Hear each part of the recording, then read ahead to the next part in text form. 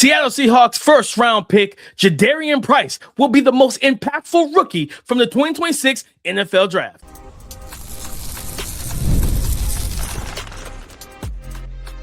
You are Locked On NFL Draft, your daily podcast covering the NFL Draft. Part of the Locked On Podcast Network, your team every day.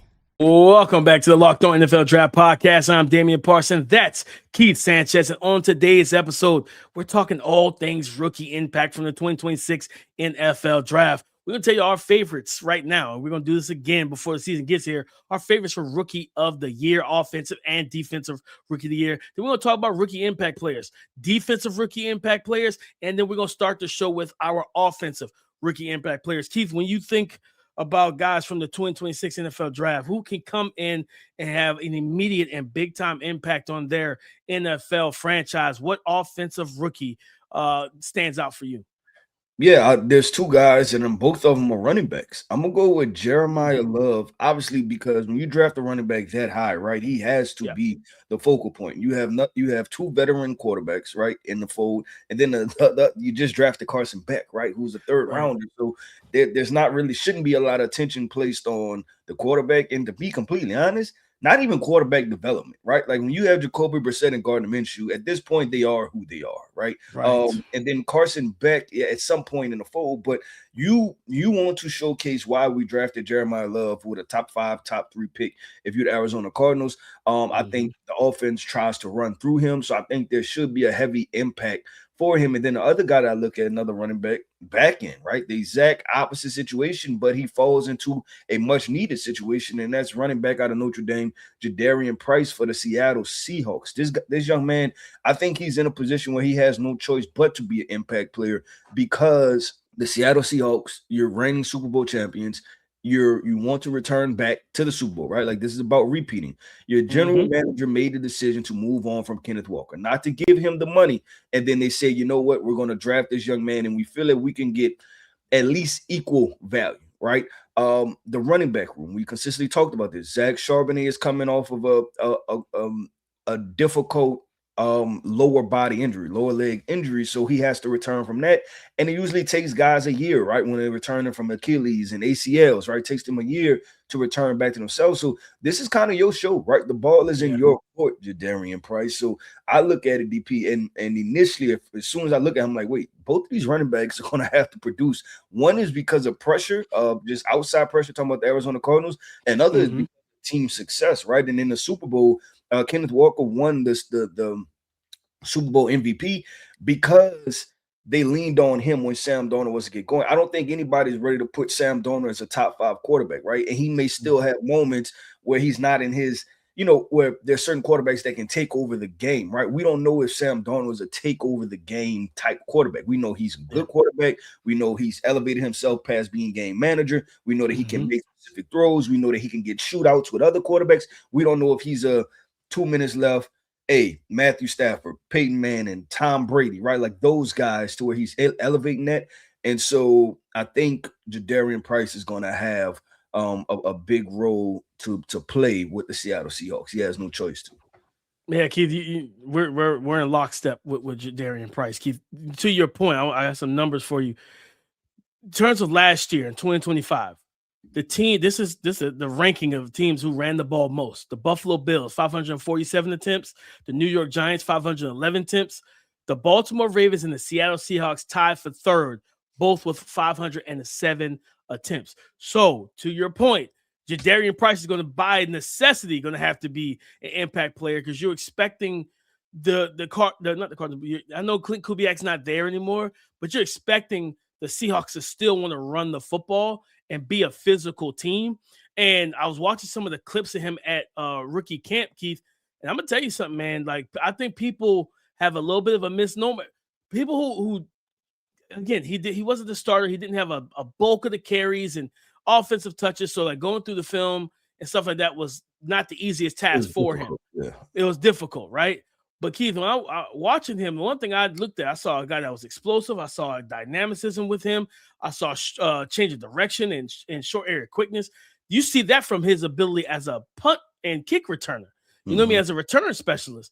And I'm watching him run routes. And I saw it at the combine. I saw it again this past weekend. Keith, watching some of the clips from on social media from rookie camp.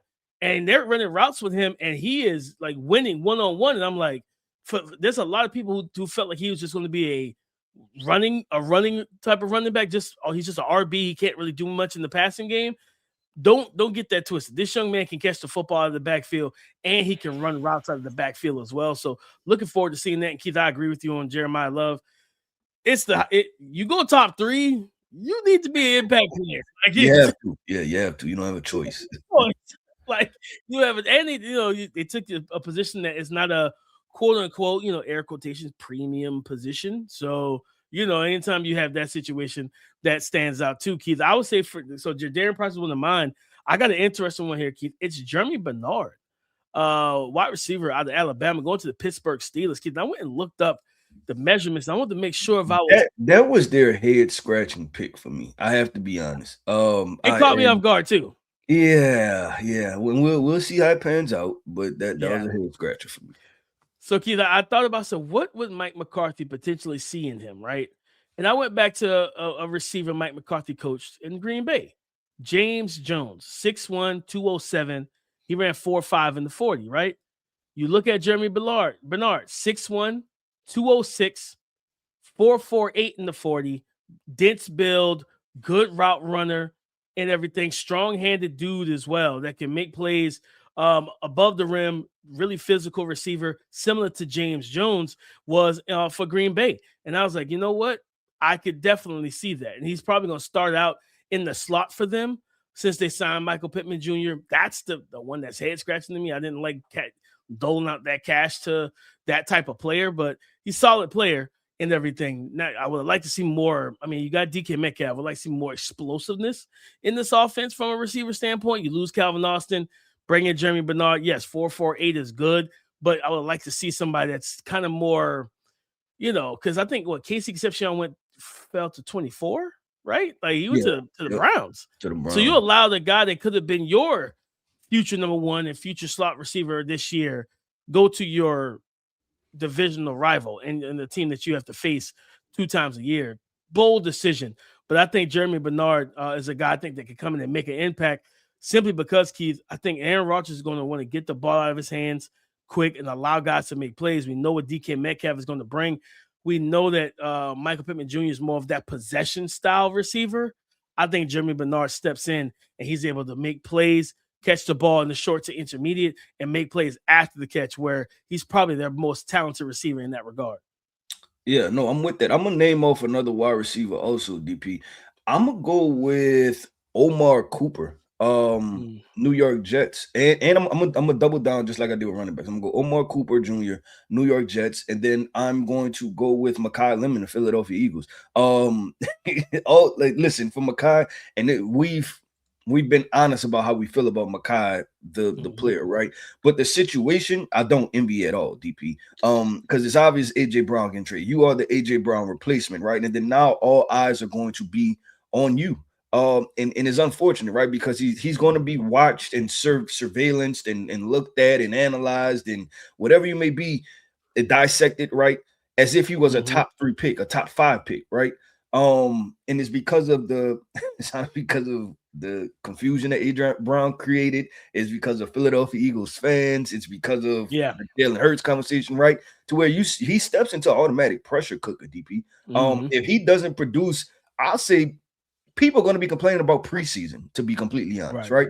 Yeah. Because I think some people, and this is where we don't fall at, is that some people are almost at this point to where they're kind of rooting for him to lose, right? He went from everybody's darling to now everybody dislikes him. It's crazy how that shifted around the combine because of his mannerisms and looks. Yeah, and all it just totally flipped. And like we said, right? Like you have to get out your own feelings, right? Like what I always say, the phrase of "I don't like him." Does it have anything to do with the film? Or are you talking about his personal personality, right? If it ain't about football, then leave it alone, right? So I'm going to go Makai Lemon because he's going to be in a difficult situation. And then other guy, Omar Cooper Jr., the Jets, they fighting, man. They trying to get some wins, man. They trying to get some wins. They need their first rounders to produce. So I look at it and I say, Geno Smith, a veteran quarterback, it's not like he's a rookie, right? He's going to throw the football. For better or for worse, for interception or for touchdown, right? He's gonna throw the football. And so I think Omar Cooper is gonna have opportunity, especially stepping in. I think he steps in automatically to the wide receiver 2 situation, right behind Garrett Wilson, because our guy from Indianapolis, right? We don't know where he's gonna go. So I'm gonna go with those 2 wide receivers. No, I like that, Keith, and I'm gonna close this thing out with a big guy. I want to show some love to the offensive line, Francis Mauigoa. Keith, you have Andrew Thomas back at left tackle. They re-signed Jermaine Illuminor at right tackle. The thing for me is now putting him at. I think you kick him in at right guard. And, you got Cam Scatterbull, you have Jackson Dart in that backfield, right? I think this is a day one impact player. Him and Vega Ioane and Spencer Fano, those top tackles are going to absolutely be guys that you expect to produce and help your team immediately out the gate. The physicality he brings as a run blocker. Again, I think putting him at guard early on. And then eventually when Jermaine Illuminor's contract is over, yeah, you can kick him back to tackle, or maybe you draft another true right tackle and you leave him at guard. Either way, he gives you that flexibility of inside out. And I just think he's going to bring even more of a punch and attitude to this run game. And Cam Scatterbull is going to love having the offensive line. He's going to be able to create some running lanes for him.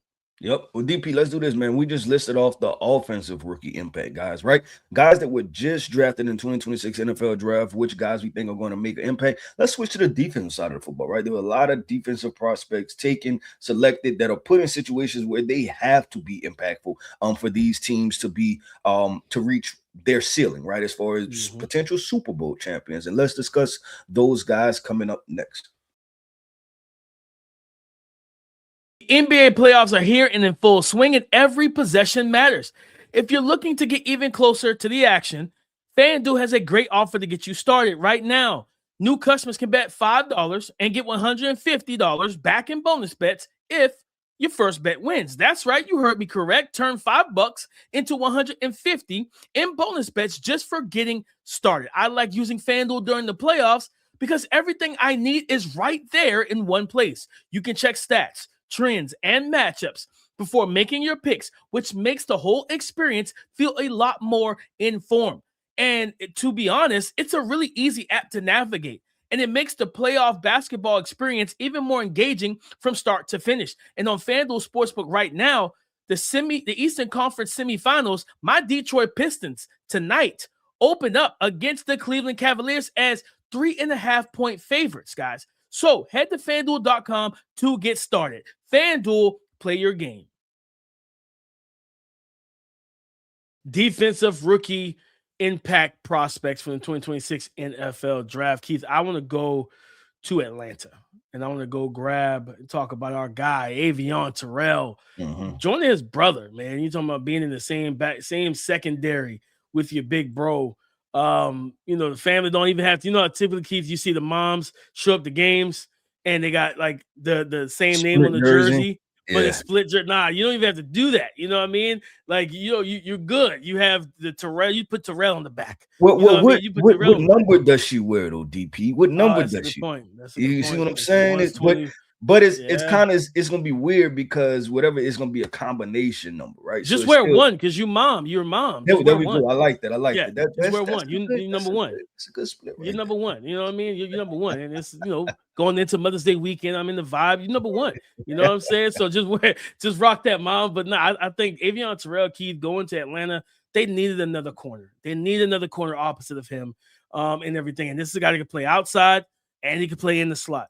And be able to mix and match against the teams that you're going to have to face. Again, remember what we talked about last week. The New Orleans Saints said, let's go wide receiver twice. Let's go Jordan Tyson at 7. Let's go Bryce Lance in round 4 and add more explosiveness and juice to Chris Olave, right? And it's like, okay, well, we need more corners to defend guys like that, especially with the fact that Tyler Shuck is an aggressive thrower who's going to push the ball down the field if you give him the opportunity. I think Avion Terrell should be expected because of that inside-outside versatility to be an impact player. If Chris Olave goes into the nickel, because I like AJ Terrell, I like him more just staying on the outside. Let him play on the boundary. Let his brother travel into the slot. If Chris Olave is in the slot and he's cooking, put AT there. If it's Jordan Tyson, put AT there and let your young rookie be the impact player that he can be. Yeah, no, I'm with that all the way, DP. And like I said, you add that plus the versatility of Billy Bowman, who they drafted last year. Yes, This yeah. Atlanta Falcons secondary should be really fun. Trying to see Xavier where. Watts too. I forgot about Xavier Oh Watts. yeah. They did. They doubled down at safety last year. I forgot about that. And we'll see James Pierce and what happens with that and Jalen we'll Walker, see. right? We have to wait for that. Yeah, we'll see. But let's go this DP. I'm gonna stay in a theme of cornerbacks, right? Because there's a lot of corners in some interesting situations. Number one, Mansoor Delane, pick number 6, right? You go number 6 overall.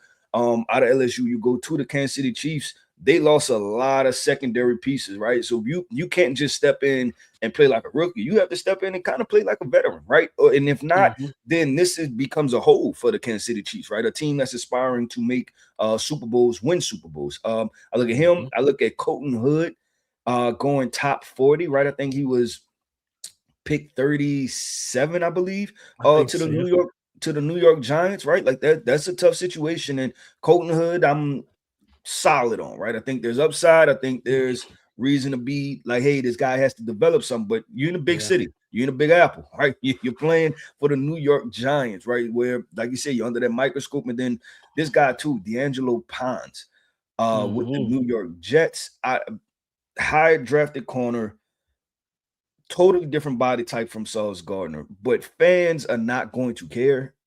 They're going to want Sauce Gardner, right? Like, or just that level of play. They're going to want high level of play. And so there's going to be a lot on. So he's going to have to be a very impactful defensive player as a rookie.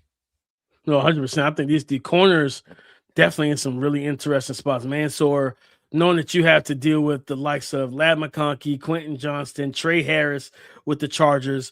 We don't know who the number one wide receiver is going to be in Las Vegas just yet. They got some young guys that they're trying to figure out what they're going to bring to the table. You know, you have to deal with not only Courtland Sutton, they have a number of pass catchers in Denver.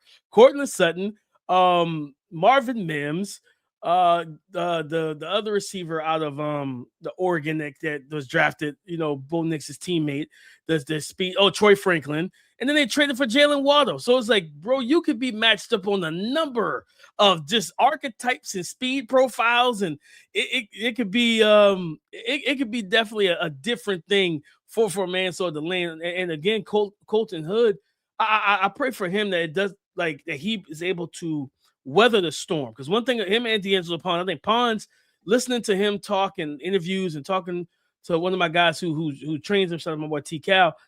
He's mentally, he's going. I think he's going to be fine in New York.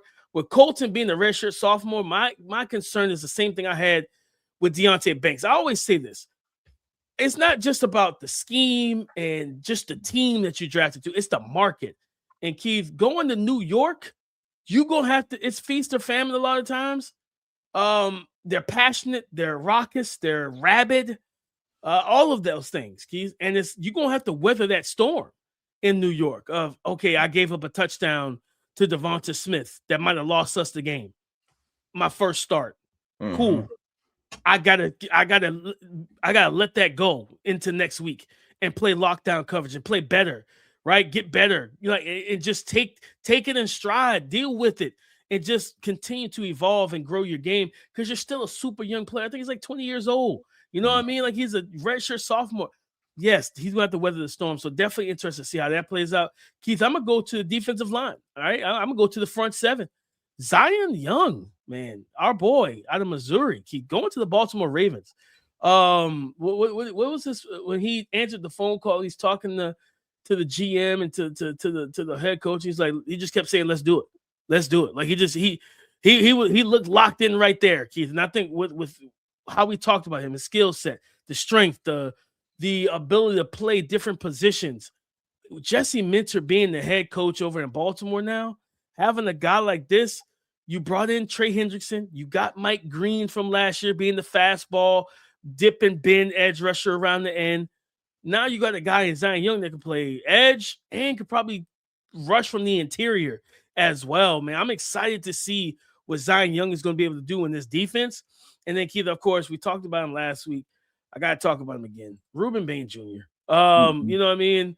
Like, this guy, I think for what they need They needed edge. They needed linebacker help. All those type of things, Keith. The Tampa Bay Buccaneers, I feel are going to do their best to unleash him. So I definitely think that he's a defensive prospect that should have an immediate impact. Strong run defender, guy that can play inside and out, whether it's at edge, reduced inside as an interior defensive lineman, collapse the pocket, things of that nature, man. So I think Zion Young and Reuben Bain Jr. are two defensive rookie impact players that we have to watch going into the new season.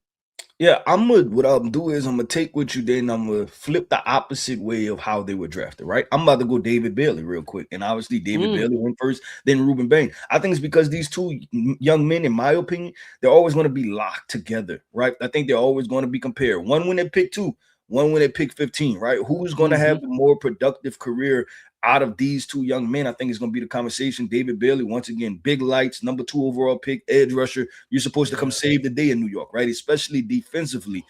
So I think it's going to be an interesting conversation of how David Bailey plays. But DP, let's do this, man. Let's go to handing out the awards, right? Or our selections, our predictions. Let's go predictions, right? Predictive. I like that word better. Let's go our predictive Rookie of the Year awards, right? We're going to pick the guys who we believe can be the offensive Rookie of the Year, the defensive Rookie of the Year from an impact standpoint with their team, rookies from the 2026 NFL Draft. We'll discuss that coming up next. Workplace chaos, deadlines stacking up, inbox overflowing, and the one position you still have to fill is sitting open. When the pressure's on and you need the right hire, this is a job for Sponsored Jobs. Indeed, Sponsored Jobs helps you reach the people who actually fit what you're looking for: skills, experience, location, so you're not just hoping the right candidate stumbles across your post. And here's a stat that says it all. In the minute I've been talking to you, companies like yours made 27 hires on Indeed, according to Indeed data worldwide. So if you're hiring, spend less time searching and more time interviewing candidates who check all your boxes with Indeed Sponsored Jobs. And listeners of this show will get a $75 sponsored job credit to help get your job the premium status it deserves. And Indeed.com/podcast. Just go to Indeed.com/podcast right now and support our show by saying you heard about Indeed on this podcast. Indeed.com/podcast. Terms and conditions apply. Need to hire? This is a job for Indeed Sponsored Jobs. Thank you for making Locked On NFL Draft your first listen of the day, and thank you for making the Locked On Podcast Network #1 sports podcast network in America. It's all because of you. Predicting rookies of the year, offensive and defensive rookie of the year. We talked a lot of rookies so far on this show. Who is your right now, right? We're going to do it again right before the season starts. So we allow some things to play out through mini camp and through OTAs and training camp and preseason. Keith, who's your, coming off the draft and seeing where they landed, who's your offensive rookie of the year prediction?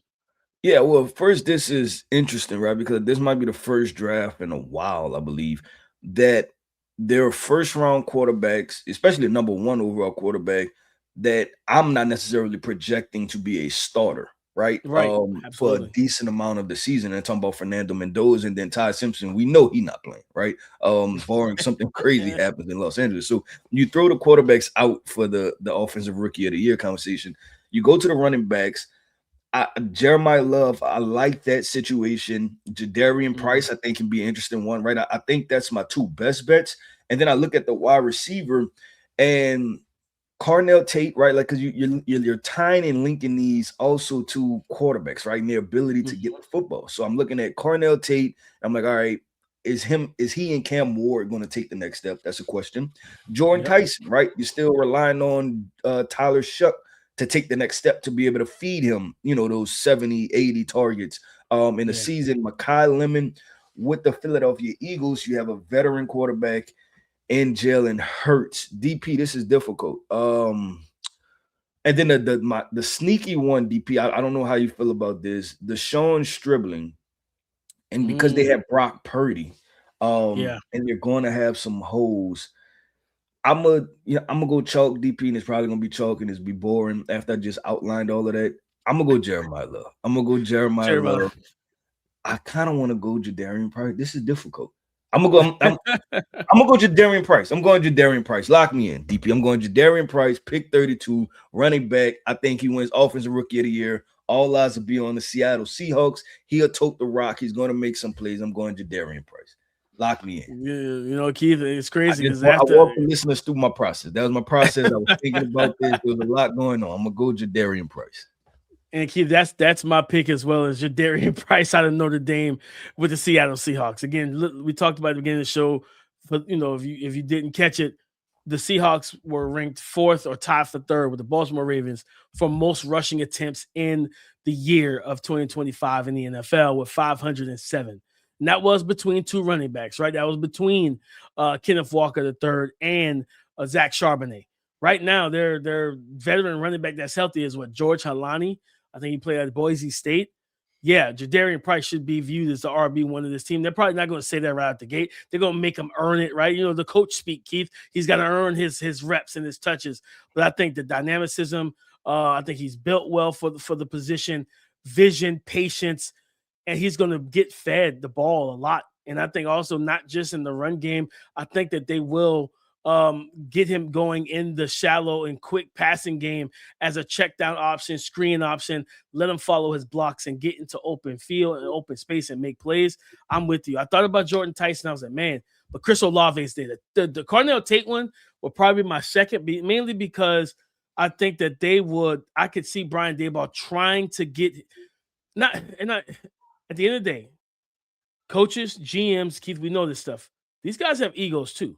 Right? Like we just seen what James Gladstone, the Jaguars GM, basically trying to, make the point of why he took Nate Borkacher, good player, but just not that productive. Now, some of that's due to the offense he played in, all the weapons that were around him. Yeah, and I like Nate. I just thought he was overdrafted. I liked them coming into the Senior Bowl and saying, wait, this could be a sneaky mid-3rd round pick, right? But I never thought that there should be 30, 45, maybe 50 picks in between he and Oscar Delp, right? Like I didn't think that. No, there was no film that showed that. So, but he tried. The egos of these men do lend them to being. You know what, man? No, we're gonna make a statement. So I can see Brian Daboll saying, we're gonna make a statement. We're gonna prove that we made the right decision in drafting Cornell Tate and getting him the football, right? And I'm not saying it would be a bad idea. Like it's a good idea. You draft him 4th overall. We talk about Jeremiah Love. That's natural pressure built in as a wide receiver that was drafted over Roma Dunze, who was better as a college prospect, had a better career. Drafted over Malik Neighbors, who was better, right? Drafting the same pick as Marvin Harrison Jr., who, as you look at them, both of them at LI, lengthy resume, right? So, I think there's natural pressure built in for him. So I could definitely see Brian Daboll, Robert Saleh, and that brain trust in Tennessee saying, you know what, man? We're going to make sure y'all understand what we saw on film and why we liked him high enough to take him at 4 and why he was our number 1 player on the board if they truly felt that way. So I definitely think he's my second guy for offensive rookie. Keith, defensive rookie, I talked about him last segment, Keith. It's Reuben Bain Jr. I think I'm picking Reuben Bain in this situation. I know some people be like, well, why not take David Bailey? I'm worried about the off.